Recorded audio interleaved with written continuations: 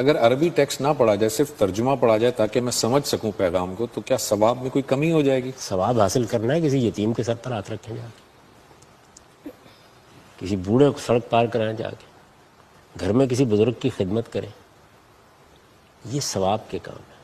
آپ کو اللہ نے کچھ دیا ہے، اس میں سے انفاق کریں، کسی ہسپتال میں جا کے دیں، کسی مسجد کی تعمیر میں لگائیں، لوگوں کی تعلیم کا اہتمام کریں، اپنے ہمسایوں کو دیکھیں ان کے ساتھ کیا گزر رہی ہے۔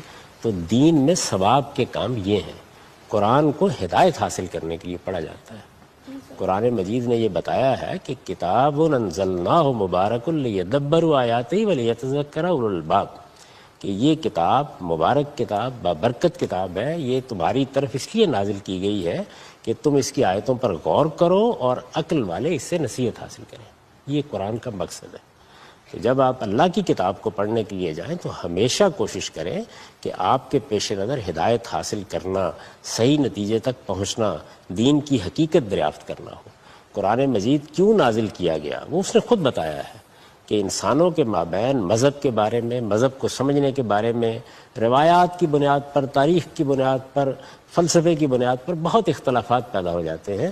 تو اللہ نے ایک کتاب نازل کر دی ہے لِیَحْکُمَ بَیْنَ النَّاسِ فِی مَا اخْتَلَفُوا فِیہ، تاکہ لوگ اس کتاب کے ذریعے سے اپنے اختلافات کا فیصلہ کر لیا کریں۔ یعنی میرے آپ کے درمیان ابھی ہم گفتگو کر رہے تھے اس پر کہ مرد و زن کے ملنے کے آداب کیا ہیں، تو اللہ کی کتاب فیصلہ کر دیتی ہے کہ یہ بات ایسے ہے، یوں کہی گئی ہے، فلاں موقع کی بات ہے۔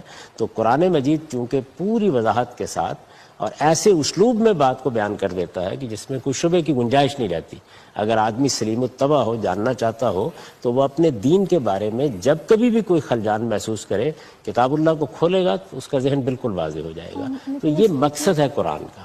اس کے لیے آپ کو سب سے پہلے، اگر آپ کو عربی زبان نہیں آتی تو آپ کو ترجمہ پڑھنا چاہیے۔ قرآن مجید کا سادہ ترجمہ ہر مسلمان کو لازماً پڑھنا چاہیے۔ یہ اس کے دینی فرائض میں ہے، اس لیے کہ اللہ کی کتاب اس کے پاس ہے۔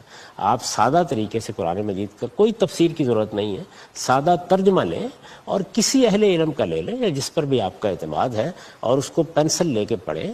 جہاں جہاں آپ کو کوئی اشکال پیش آ جائے، کوئی سوال پیش آ جائے، ان جگہوں کے اوپر جو ریپرزنٹیٹیو اہل علم ہوتے ہیں، نمائندہ اہل علم، ان کی 2-3 تفاسیر دیکھ لیں۔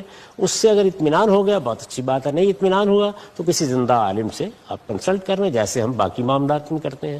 سائنس پڑھتے ہیں تو یہی کرتے ہیں، جغرافیہ پڑھتے ہیں یہی کرتے ہیں، فلسفہ پڑھتے ہیں یہی کرتے ہیں۔ تو یہی طریقہ یہاں بھی اختیار کرنا چاہیے۔ باقی